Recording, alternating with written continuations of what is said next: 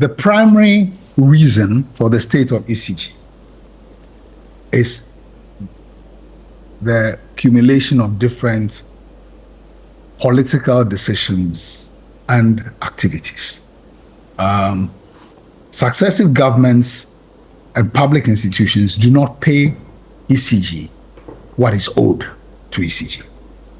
So public debt over time has eroded ECG's capacity.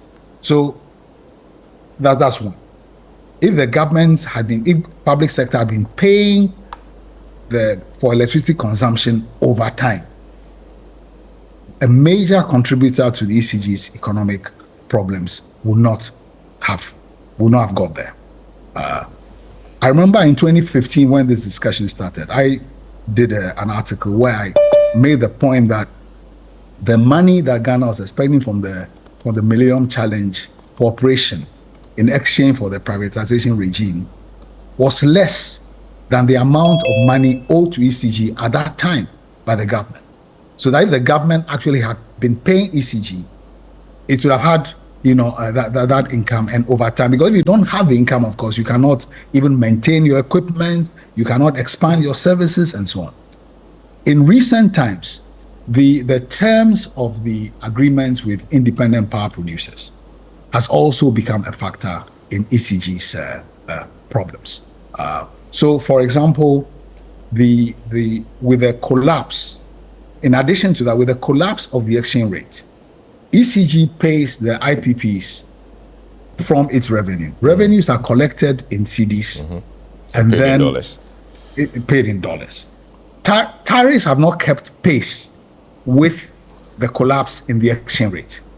So part of ECG's economic problems have to do with a mismanagement of the economy and its knock-on consequences for ECG.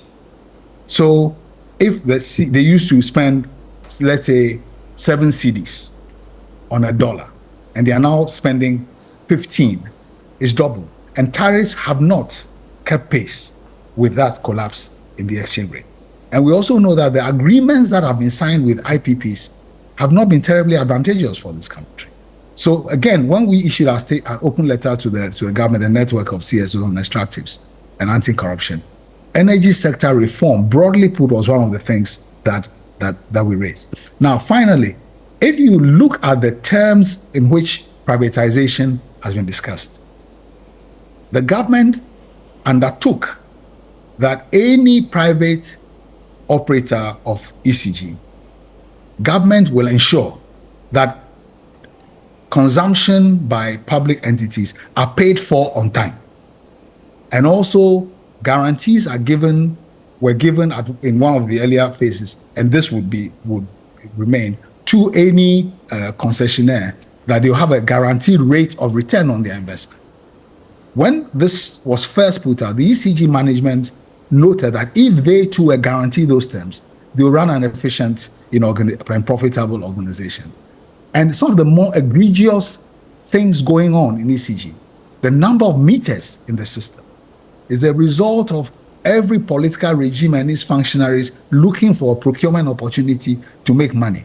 Now, this is not so we need to look at this, but ultimately, whether you keep something as a public entity or not so first of all, there are the reasons for the problem, which have nothing to do with the ownership model, but more with how various policies and management issues have affected it. Because we have many entities in this country which people feel are very inefficient, they are fed up, but we are not talking about privatizing them. And given the strategic importance of ECG in this country, we privatized Ghana Telecom, and we ended up with one private monopoly.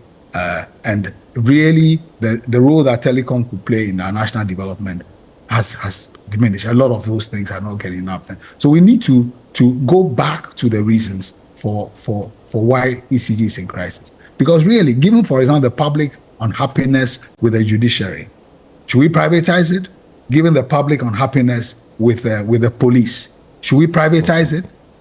So purpose and function, as well as the factors driving the problems of the organization, need to be taken into account. And we have never been convinced about the justification for the ECG privatization. Unfortunately, President Mahama, when he was in office, set in motion this exercise. He signed that agreement with the MCC, rushed a thing through Parliament before he went to the US on a visit, and then began to rush this. And really, I would have hoped that, given what has happened in the intervening period, when they came back to office, they would take advantage of the time for reflection and the blunders that took place leading up to PDS to try and change direction.